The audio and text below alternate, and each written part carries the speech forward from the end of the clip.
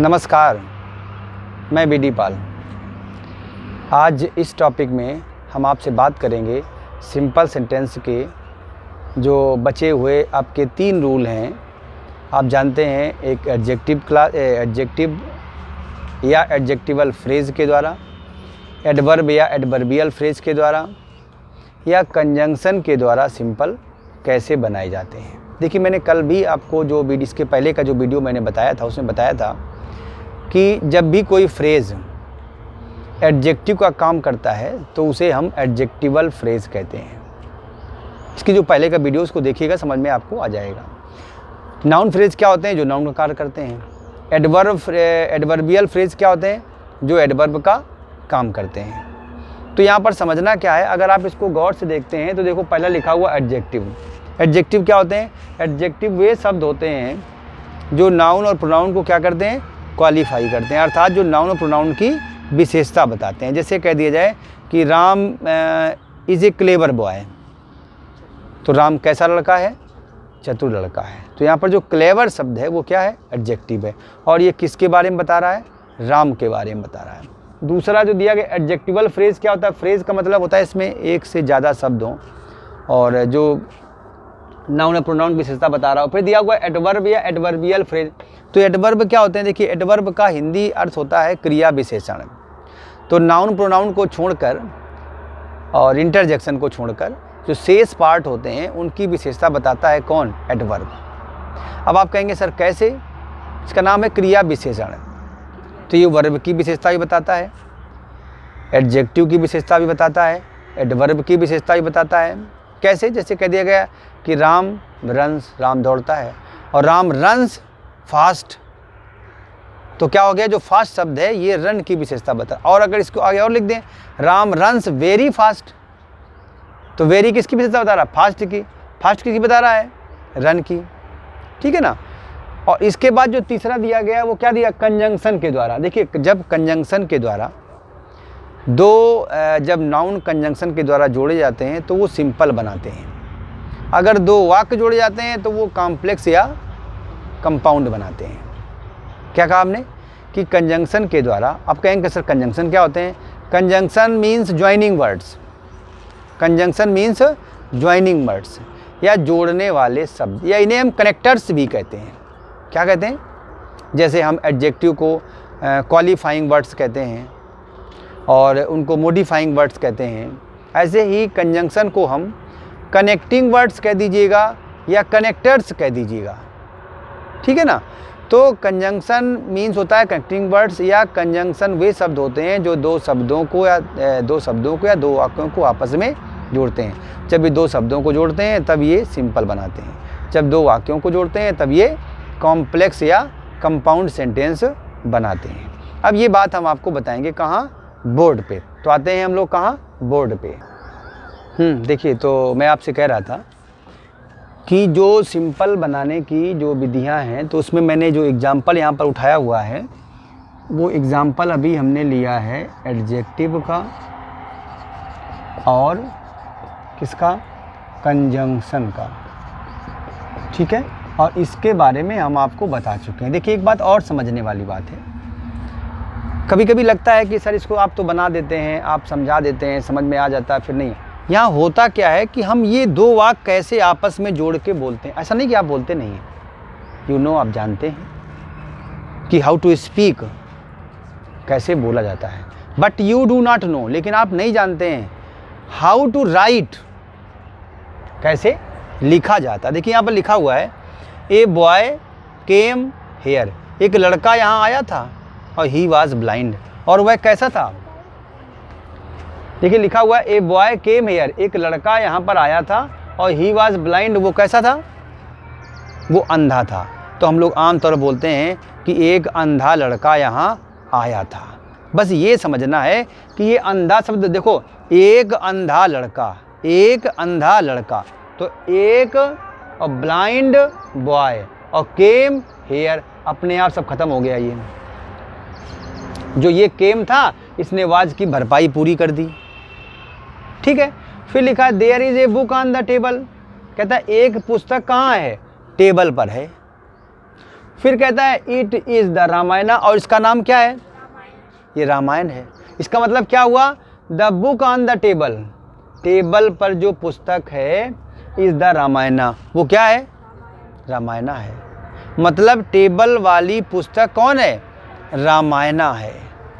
तो टेबल पर देखो, टेबल पर जो पुस्तक है वो कौन सी है? द रामायण। वो लिख दिया the book on the table is the Ramayana. अब ये इज ये बाकी सब हटा दिया गया।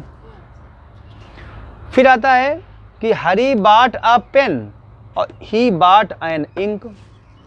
हरी ने एक कलम खरीदा और हरी ने इंक भी खरीदा। तो देखो यहाँ पर क्या कह रहा है? हरी ने एक पेन और स्याही खरीदी थी।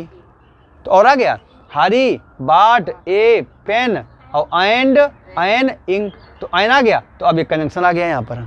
अभी इन दोनों में क्या चल रहा था? एडजेक्टिव चल रहा था, ठीक है ना। टेबल पर कौन सी पुस्तक है? रामायणा है। कौन मतलब कैसा लड़का आया? अंधा लड़का आया। अब यहाँ पर आ गया हरी ने क्या क्या खरीदा था? एक पेन खरीदा और उसने क्या खरीदा? एक ink. Mohan went to Agra, Mohan Agra गया था। और Sovan also went with him, और सोवन भी उसके साथ गया था। इसका मतलब क्या है? मोहन और सोवन आगरा गए थे। तो क्या हो गया? मोहन एंड सोवन और वेंट टू आगरा, है ना। तो मतलब कितना सरल होता है कहना, लेकिन जब वो हमें एक्सरसाइज मिलती ना, कंबाइन करना है, सर कैसे आएगी, ये कैसे आएगा, हम कभी कभी सोचते नहीं कि जो हम अंदर से कह रहे हैं उसको सुने भी।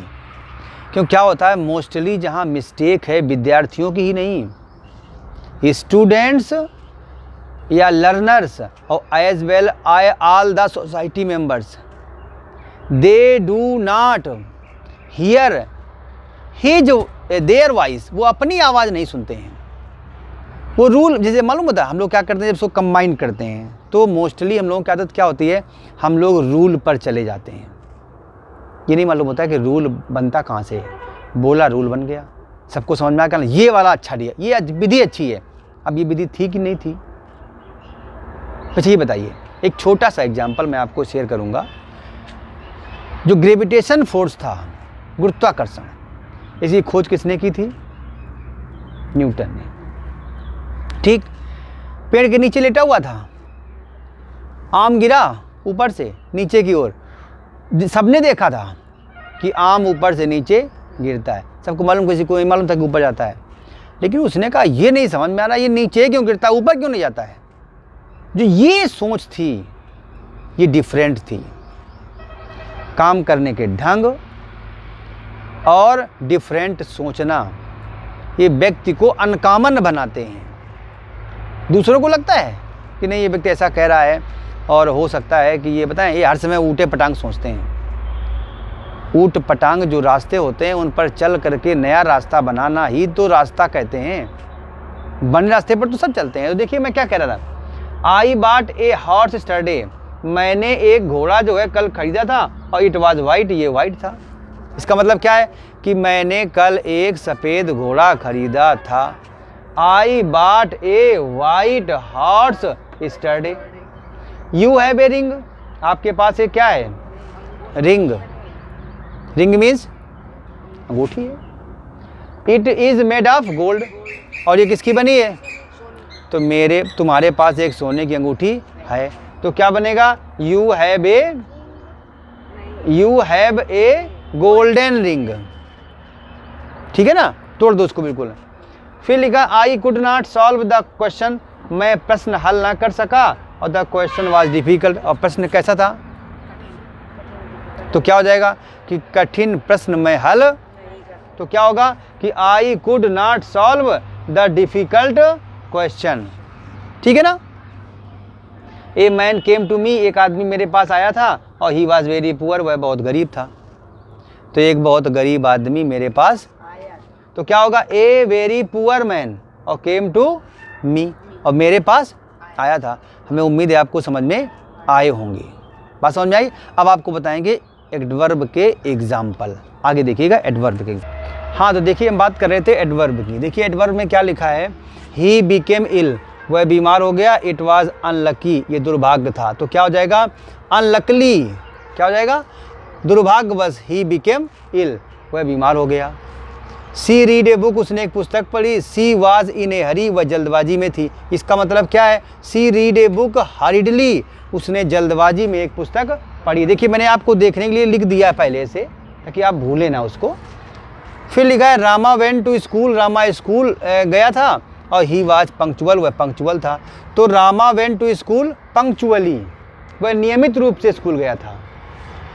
You must do the work, आपको अवश्य काम करना चाहिए। The cost does not matter, लेकिन मूल आपको आंकना नहीं चाहिए। इसका मतलब हुआ, वो कहता है you must do the work at every cost, आपको किसी भी कीमत पर काम करना चाहिए, कीमत नहीं देखनी चाहिए। डू दिस वर्क, आप ये काम करें। और there should be no delay, इसमें देर नहीं होनी चाहिए। इसका मतलब do this work without any delay, बिना किसी देर किए आपको ये काम करना चाहिए। ये आपके यहाँ से सिंपल समाप्त हो जाता है।